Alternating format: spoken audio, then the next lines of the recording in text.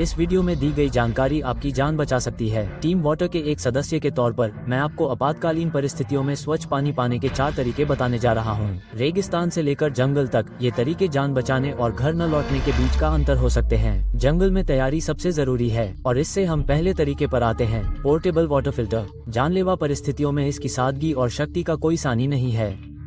Life straw या सोया squeeze जैसे उपकरण कुछ ही सेकंड में गंदे से गंदे तालाब के पानी को पीने लायक पानी में बदल सकते हैं। इन उपकरणों में ऐसी झिल्लियां होती हैं जो बैक्टीरिया और प्रोजोआ को रोकती हैं जो आपको बीमार कर सकते हैं।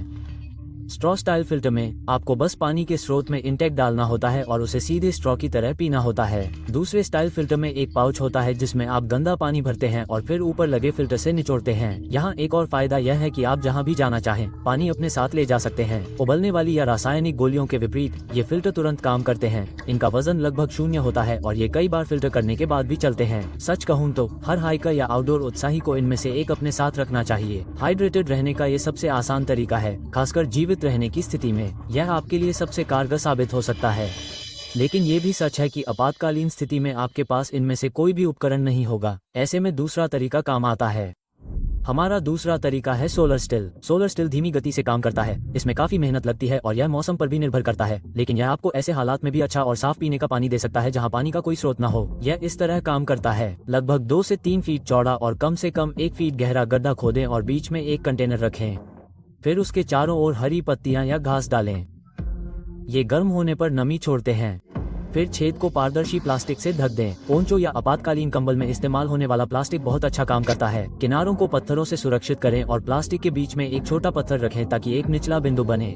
जैसे ही सूरज की रोशनी वनस्पति को गर्म करती है और पानी की भाप छोड़ती है, ये भाप प्लास्टिक के नीचे संघनित होगी और सीधे आपके कंटेनर में टपकेगी और यह पानी अब आसूत और पीने योग्य है। हालांकि इस तरीके को स्थापित करने में ज्यादा मेहनत लगती है, लेकिन यह वास्तव में दूसरे जल स्रोतों को भी शुद्ध कर सकता है। अगर आपके पास कोई वनस्पति नहीं है, जैसा कि समुद्र में फंसे होने पर होता है, तो आप वनस्पति की जगह खारे पानी का इस्तेमाल कर सकते हैं। जैसे ही खारा पानी वाष्पित होता है, वह नमक को स्थिर छोड़ देता है और केवल पीने का साफ पानी ही प्लास्टिक के नीचे संघनित होगा। दरअसल चूंकि खारे पानी को शुद्ध पीने के पानी में बदलने की यह एक बेहतरीन तकनीक है, इसलिए लाइफ राफ्ट अक्सर अपने आपातकालीन किट में सोलर स्टिल से लैस होते हैं। आपको बस ये सुनिश्चित करने की जरूरत है कि आप इसे सही तरीके से स्थापित करें। ये तकनीक तब खास तौर पर काम करती है जब आप जंगल में ट्रैकिंग नहीं कर रहे हो और कैंप लगा रहे हो, क्योंकि सेटअप लंबा होता है और स्टिल को अपनी जगह पर ही रखना पड़ता है। इस तरीके से आपको एक दिन में बहुत ज्यादा पानी नहीं मिलेगा, शायद 1 या 2 कप ही मिल पाएगा, लेकिन इतना काफी है। लेकिन अगर आपको लगातार चलते रहना है तो आपके आसपास के पौधों का इस्तेमाल करके भी ऐसा ही एक तरीका है, जिसकी सेटअप प्रक्रिया बहुत छोटी है। इससे हम तीसरे तरीके पर आते हैं, जिसे ट्री ट्रांसपिरेशन कहते हैं। ये कैसे काम करता है, आइए जानते हैं। पौधे अपने आप में पानी के प्राकृतिक पंप हैं। वे मिट्टी से नमी खींचते हैं और उसे वाष्पोत्सर्जन की प्रक्रिया में अपनी पत्तियों के जरिए छोड़ते हैं।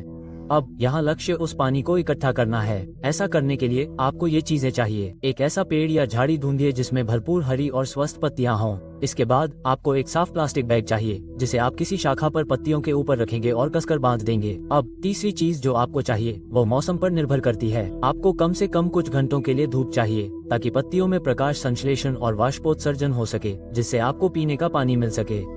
सूरज की रोशनी पत्तियों से पानी की भाप छोड़ती है, जो बैग के अंदर संघनित हो जाती है। इसे पानी के जाल की तरह समझें। आपके द्वारा लगाए गए हर बैग में एक दिन में लगभग चौथाई से लेकर आधा कप पानी इकट्ठा हो सकता है। ये धीमा है, लेकिन पोर्टेबल भी है, और अगर आप कई बैग लगाते हैं तो वे आपको बिना किसी मेहनत के पूरे दिन के लिए हाइड्रेशन दे सकते हैं। और सबसे अच्छी बात, इसे उबालने या छानने की जरूरत नहीं है। सीधे प्रकृति से प्राप्त ताज़ा स्वच्छ पीने का पानी। लेकिन मान लीजिए कि आप बिना किसी आपूर्ति के आपातकाल में फंस गए हैं। वास्तव में आपके पास पानी रखने के लिए बस एक कंटेनर है। यहाँ चौथा तरीका, जमीन में पानी का रिसाव, आपकी जान बचा सकता है। जब आप सूखे से घिरे होते हैं तो यह मान लेना आसान होता है कि पानी नहीं है, लेकिन वास्तव में ये सच नहीं है। पानी अक्सर सतह के ठीक नीचे छिपा होता है। सबसे पहले आपको ये पता लगाना होगा कि पानी कहाँ छिपा है, और आप सुराग ढूंढने से शुरुआत करते हैं। जानवरों के पैरों के निशान देखें जो एक ही जगह पर मिलते हैं।